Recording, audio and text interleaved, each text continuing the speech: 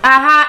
XTV, vi ma hwefo nyina che amakwa aba ediba anopa no nsia kase so ene fie da ene ebogya ye ene kotanema wosom ne da etose aduonu wa frimpimie ne aduonu mienu no emo nsem ahodo amede bro ene anopoi edoso yankasa na poso ne bi ene se efuto akodi akwa NPP amanyukuo ni mpanifo a womo ewa asante mantemo ese womo hwe na mentime ho ase biara ekoso ewa asante mantemo no womo so ni nyina no ansa na mpo afrimpimie ne aduonu na abato no etimi edru so na ewo nsem foforo mo nso no eye wona ekuafo ene womo di nsem bia ba beto dwa womo ka kire asoye no ene hwe kwaye ho nsem so ese nyema bi ekoso ewo kwadwuma mu a womo bo enje so na se wanhwe anso ne nyina ano dia ende womo ebeti etia na womo ti etia so dia ende kom ene beku Ganafo na nsem foforo mo nso no obete se hwehwemu aba bededi ese ebibiman mo sese no wona womunum tobacco pa de bibiman mo apegye mo akonim papa de enti akoba ne san no emu kyeremo so obete ewo kase eso isem bi ka we hu na me de bro se anopa no nsia kase abra me oba pa me visa kosi atemini kase ebro wo ma me twa me ho sima me ba me de kase boyi emu kyeremo ankasa ebemo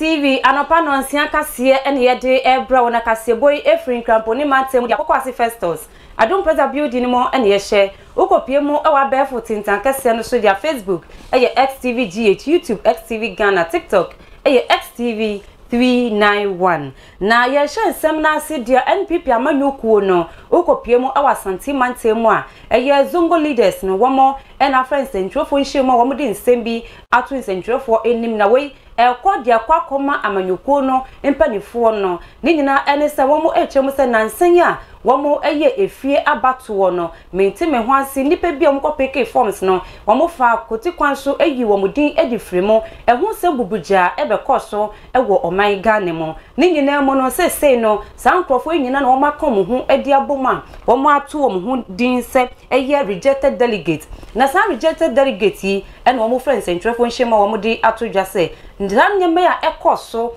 ewo amanyukuo ni mo no ehu be nya pa mpanifo be sori woka na womo siesie nyama etutu nyama yie na sondwuma pa enka amanyukuo members ni nyina ntimi embo mansa na mpo afimpimie ni edunu nan abato no etimi edru so na wopani a wono ekasa ye na woye ekane first vice chairman ewa santi mantemu eyopani Ahaji Shaibu Musa Sharif ene wakasa ye. I want to repeat of those mistakes that resulted in difficulties for the party during the 2020 election to resurface its head again. Else breaking the eight will be a mirage. As the saying goes, a stitch in time saves nine. It is this fear that the MPP Zongo opinion leaders is adding its voice to the clarion call to all and sundry to put things in its proper perspectives. A situation where some people are fired or suspended campaigning whilst others are left off the hook for the same offenses does not augur well for the unity and cohesion of the party. We wish to plead and appeal to all who matters most in the party to bring suspended party faithfuls back into the mother MPP. The quality of leadership style as seen today is not the best as compared to the previous ones. The MPP Zongo opinion leaders are really scared. Ashanti region, being the heartbeat of the party, to be in crisis of any magnitude will not augur well for the party in general. Politics is people-centered, not necessarily showing of wealth. If you can during an internal election, then the general election will be a equivalent. Na enwechi sa rejected delegate foi bi ekom ho ebomo womo so ekom akusem sei e de chance entrofo chiremu sei e womo se de koso no eyomo yade na so sei no omo di bibi biara etimi acha womo sanso aba amanyukuo no mo womo esese nyeme bia ekoso na enya no impanifo hwe no mo so no nyina ano rejected delegate say obantma ya ken wo bom sei ye pese ye adwumadema party no say abakese ye dan for 2024 nintino ye pese ye kan ho bom na obi biala wayira wodi yawo le buafuo memfa nse party ni na kono biem no ye ka ye nyina hu bom na ye nyina ye tikuo baako na ye de boa bantama na ye de boa MPP ni ye kɔ constituency bi asa problem ni bi wo ho no na ye ma wo mu nyina hu say party ye first enye nipa efiri akomam ni ye pese ye ka ye hu bom because yan ka ye hu amoma party na ntimi nkoso na ye nso ye free delegate ni ye nkofo ye ne adin a na ye mu na ne yetimi ye say na yetimi call house to house ekoye campaign ma MPP timi ba power enti se yi sa nkrofo mo ne adin nyina free mu a na se sa nkrofo ne yan fro mu nyina anka mu nyina mom ame ye ntimi anyi ama eyawo ewo mu no mo anyi amfiri wo mu a enya de a bantima ha pa de vote a emre bi enya ye no bantima betimi enti no Asante Mantemo eye NPP amanyuko ko media womo abra ye to aba na ye yi womo efiri mu no sese womo akomo ho edi aboma womo de nsem sei etime ede atompanifo no ennem na NPP amanyuko Ghana mampani na nado dankwa kofado eda no wabone homodin pa wose wo hwese ekwaye ho nsam betimi akonkai pa na aduane nso etimi ebusu edi ama Ghana man ne senti no wodi nhihye bebre ena etimi edi aba efa ekwaye ho ebi edi planting for food and jobs say yendua niema yenya adwuma frim yesanso enya aduane edie ewomo nanso epanifobia womo ewo ekwayo no mo no womo de aba beto dwa ese niema nkoyie nema nkoyie kra sa planting for food and jobs no yehu bebia sa aduane no akwakogu aduane enni ho niema boya na eyedin womo echiremu say fertilizer kodo a yetimi edi mekwiafo womo timi edi dua niema sa na be aduane begusu no womo sa etimi kan bi niema bebre na ekoso a etese emboa ekwiedwuma no eno nti womo de adesede edima aban se wansori waka na wanhwa nsosa wo hawo nyina anodia ende womo eba beti etua na wapani a wakasa ye eye Father Anthony Morrison wono eye CEO awoda Chamber for Agribusiness Ghana ano wo church nsemu sei we need to see a more stronger agriculture sector, a more stronger regulated sector. In fact, as a matter of fact, calling on the minister to step down is not just calculated on his personality or otherwise. Because we are in this country, 3 weeks ago, the minister gave permit for the export of soya out of this country. And I asked which data informed that decision. We are in this country, and the minister yesterday night have put in place a ban on export of maize and soya. And I asked myself, what data was available 3 weeks ago? Why do you bring in a ban when we are now going into the production season? If somebody's bringing in investment into the sector at this time and you are bringing in a ban, the person is going to think twice, okay? Now, in addition to that, there are other enormous challenges. One, access to fertilizer. One would have been expecting the minister to be negotiating with the finance minister, Minister of Trade, the BOG governor, to put in place a credit line that will give the fertilizer and the seed importers some credit facility to import these fertilizers timely. The one put in charge of our food productivity is not thinking of how to mitigate our food security and how he can preserve our food security status. The chamber is talking to other players, major players within the industry. We have provided enough information for the ministry to take action. We have provided enough advice, enough advocacy for the ministry to listen and see what we have to do. The chamber and its strategic partners will convene a meeting in the coming week. If that is not adhered to, there will be a strike. There will be a demonstration in this country for the first time where farmers will come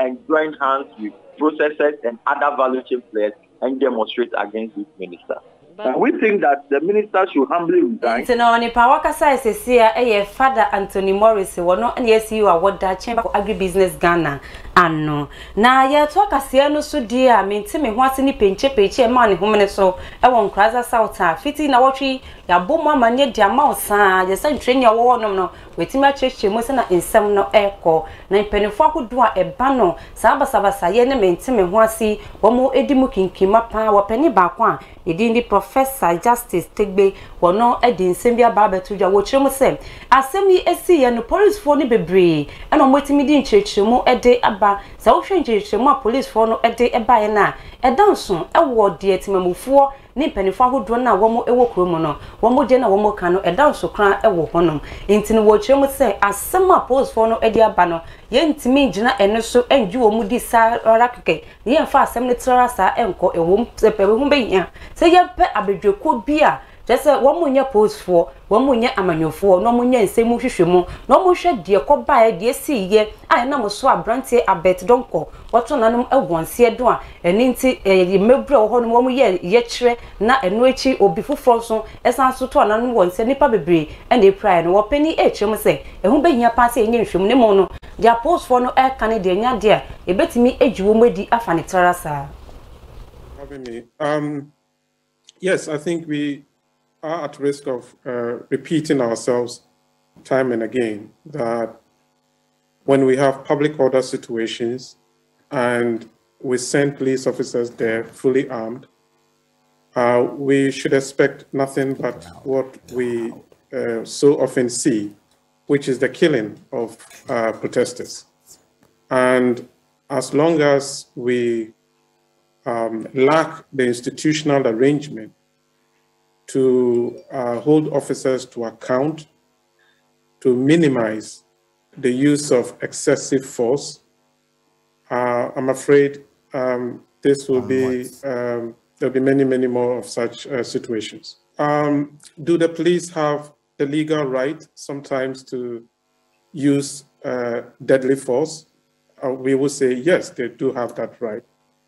But what happens when they do that? And I think what we have in Ghana is that anytime the police have shot and killed civilians they suspected of being armed robbers, we just accept the police narrative that there was an intelligence-led police action that resulted in the killing of armed robbers and so forth. But we cannot have a democracy in which we simply accept the police's narrative, especially when we have a history of some of these killings proving to be actually illegal. So we can go all the way back to Dansoman Kotobabi in 2005 or so. Asawasi, we saw what happened.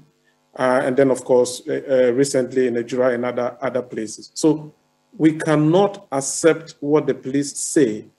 as being the full account of what actually happened during some of these incidents. And that is the very reason we have said time and again that we need an independent body that will automatically initiate investigations every time a civilian or a police officer discharges a weapon in the way that we have seen over the years. And we need to do that. And if we don't, having me, yes, I think we are at risk of repeating ourselves time and again, that when we have public order situations and we send police officers there fully armed, we should expect nothing but what we so often see, which is the killing protesters. Mono ya twakase no so de wakakopie mo ewo ensamfufuru mo efefe mbante mo Elmina afarifo a wo honom no wo mo so e de nsem bia ba betudwa de omo kenyina ene se primexo agodo a omo didi dwuma e de kopo so e de koyinam e de ba monten beton na wo mo so nya ho faso na Ghana fo so enya nam awie no se no primexo no wo mo nsa entimi enso bi so sa so se ekoba ne se aban no dia bakra se yanchiche anabo se yanton fama farifo yi a katasu gbemaso ne katahye prejum kankan bi kra ekoso ewo ho no ma wo mu nim dia ekoso ankasa nti omu dia de sede e de fan central force so ka kire aban no ese won sori waka won fa ne nan infensi honom na wo ma ne ne enko eye afarifo ehu yesa ye mesafu yesu ye me infusu osu the member of the kind no can hwene is a patro no bo patro first ya to the ma is an patro wamala ihum yankan o obi a patro domoko in ya 20 million no dem 20 million no to dem patro 20 million na da koi na se bana se huni ya na le kwa na la do ba nse ya meka na mesi bia na patro na wade man bodam no o pe ni yim so bitumi ka chamra man pe ni yim adwuma de afrigma de ye poto afan kopo ni tire ye poto afan kopo nti o me poto mra en poto afan kopo is afri o what ipura what you are entase ipura what so what upuma say what to school what upuma school so what upuma school so want to school first yana no wan sana what to problem what mo wa bon send the time I don't ja question and the time order about to problem e pronto oro ye kase April to May that time na no one wo nti May to June to July to August na na won we fi federal that time na for wo jin yeska I be akobo busa aja atonya ma akobo busa aja ato ebua na se abana jine kase na me be na charge ho je ma afalefo no ti na be ma aban ja kase no so anya ya de me na de be mo ja kase anya pe for what to me afalefo na sa go freju me na kwa onyeye poto so a bi ma awon cha what's what to po to me part me fe na bi en e for si bi ada na oba ho nti me de po so what to me em po ma go to po me ntase awon chel Epla otu mama epla otu me now o mama oba mo kasa wo fo chen o che de wa ma akabe 1 week na otu na epobo na obede o bro wa mo what's one yi dem na ade ye ma no o ka say tian but e pontu otu mo enti no afarifo awo mo ewo elmi na finfin mante mo e na wo metimi akasa no afensi no kokobo akọ e di akwakoma wona omo bi omunyuma ahoduo ahomegi bi ahoduo bebi a yedidi adwuma bira business bira wo ye bia no yesi ya ma omo edikopem eye busuma ye wo mu ni da toso eduasa ba ko ni da etwa to kra kona ko register ko tro adwuma na wo ye no ma aban ho adwuma na wo ye no na nko nkrate mu na eto ahoduo wo se wutu nyina no yentimi entetew ne yemfa enye wo man no egie na se be ko kopem eye busuma ye wo mu ni da toso eduasa ba ko wa nya ne sadia wan hwe ye wadwuma na wo ye no omo ba betu mu na wopani a wono ekasa ye director of public affairs edima Ghana Tourism Authority wopani Jones Nelson wono ene wakasa ye. By the end of this month, May 31, all tourism plant operators are supposed to regularize their operations by way of registration and licensing, as well as the payment of the 1% levy. And then in June,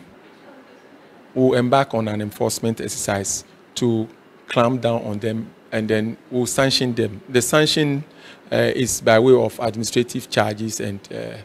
other charges. By the end of no wapeni Jones Nelson wono na wakasari wa public affairs edima Ghana Tourism Authority na ye to akase no so dia hwehwemu aba bededi ese so wo hwe eye wiase nyina worldwide wonna womo enum tobacco hipa dia ya dia wiase nyina no eso etimi aba fom pa nanso ebibiman mu de afei ena aso ye demu a ye num ne se ku ha na che se ye jemu na enumo ena womo echemu se afimpimie ni enson ni mo 2006 no se wo hwe eye wiase nyina wona womo enum tobacco ya eya dia nipa ohom chichemu edonu mienu echiripo nsia 22.6% ena womo enum na ihwehwemu a ebeto dwa 2019 no eso etiye etimi ba 19.6% ohom chichemu edun kron ni echiripo nsia yese eso etimi ate papapa nanso sa obepiemo ewo ebibiman mu a ye chemu se afempo ena so ye demu a amafo enum ne pa ya enye asem kuma enunti kokobo ne eye ahweyie akọ edi akwakoma ebibiman nyina ese yɛntwe ne yɛntwe yɛn ho mfefiri saa to ba ko yi ho na enya de betimi aboa ya pomudin enya de betimi ama ye nyema akoyie o ye nipadua mu ede ama ye nti yɛhwɛ ne yɛtwe yɛn ho mfefiri so na wiase nyina wɔmo etimi bipadodo na etimi atwe wɔn ho edi efem no ebibi man mo yenim dia mokote ye yenim dia mokohu ye a afei na so mudem a munum ne saa no munye na montwe mo ho mfefiri so na be ya wapomudin so ebetimi edimo na akonkan menjina wo monsem wisune na no pe kase abibra wo se anopa no nsia bremu kase no medini nyina edi esi hanom meda wasisa wonya brain na daje na wo hwe XTV anopa no nsia kase na no pe wona mo gina camera na chi e maame e DJ Y Exanson Faith etane chi se pinti me de twa me tu mo MC ho e Bismarck abla lonson etane chi ni pa okuchi nsemi nyina gu krakta so e maame asemufo asemu kuje dia maame a mabekinkan ediama o Stephanie Aponsa na executive producers na Najosapoma na fence no openi samitu ga na no pe na fiada ebia we bie hotel we bie school ebia na uton wade supermarket na we bie ebibiara wo ye bie ehu behia se amafo behu we kira kwan na wo metimi enu edidwa ne senti no na XTV marketing team no yaba ede amawo no bebia wo bia wo de frɛ ye beba honom ye no ba betwetwe nkomo na wadwuma na wo ye no yabo hu de ronso diama frɛyen e was 0204 700404 0204 700404 ena no pay ni amede kase ebrewo eyoba pa me visa kwesiate me sori so na menyu afide ni fefe na se dia ka weche no edoso pa intitemu kuchu na twen you